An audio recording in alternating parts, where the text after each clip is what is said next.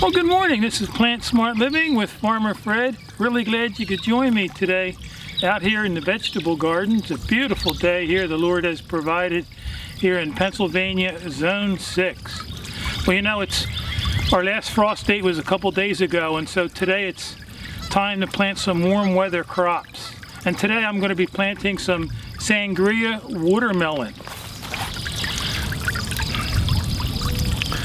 So thanks for joining me today out here in the vegetable garden.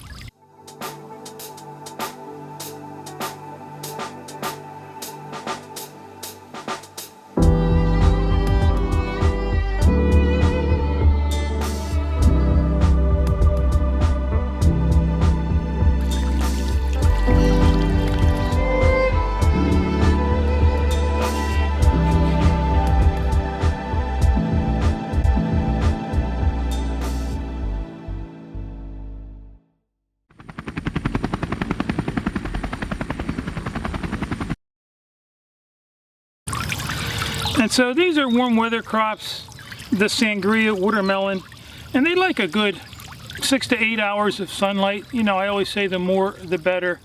And I'm going to be growing these in my composted leaf mulch that's amended with topsoil. And you know, behind every plant tag here, they do give you some helpful information here.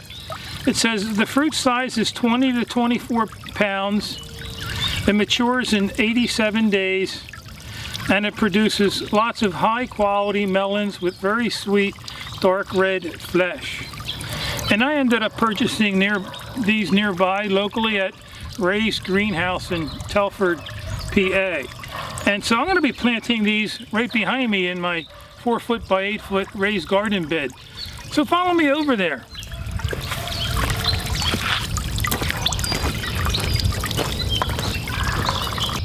And so planting these watermelon seedlings or transplants are something really easy to do. I'm going to come back about 16 inches and maybe in about 24 inches this way and plant one. And I just use my hands as a trowel because my soil's nice and loose. And also I work through my beds. I add every spring season, early in the season, I add a 2 to 3 inch layer of fresh composted leaf mulch. And then I also add my alfalfa pellets. I mix it in early in the season. That way it gives it plenty of time to break down and feed the microorganisms. But alfalfa pellets are a good slow release fertilizer. I also make a compost tea using the alfalfa pellets and use that also to fertilize my plants. But you also want to make sure you work through your soil, you know, with your garden rake. Make sure it's nice and loose. You can also turn it and work it the other direction.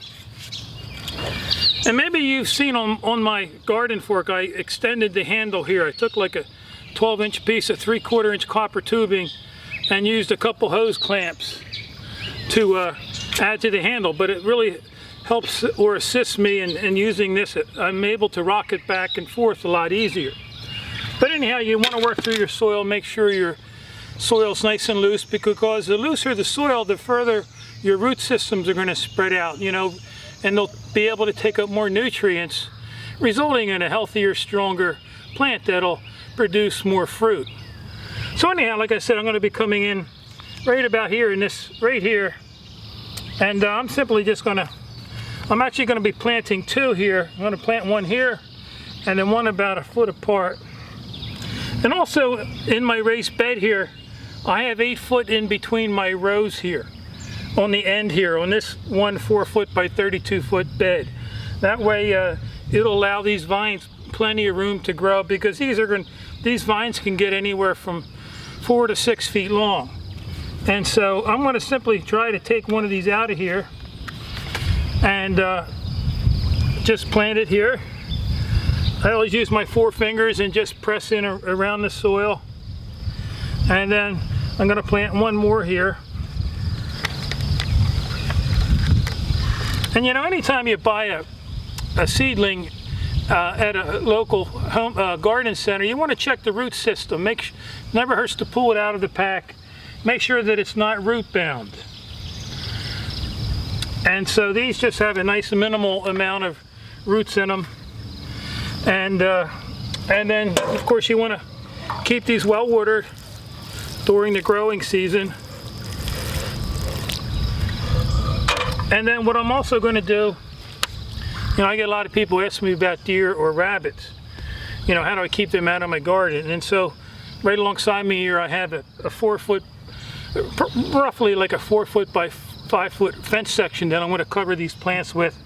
And I have these two bricks here to keep the fencing up nice and high above the plant. So I have it right here. I'm going to lay it over the plant.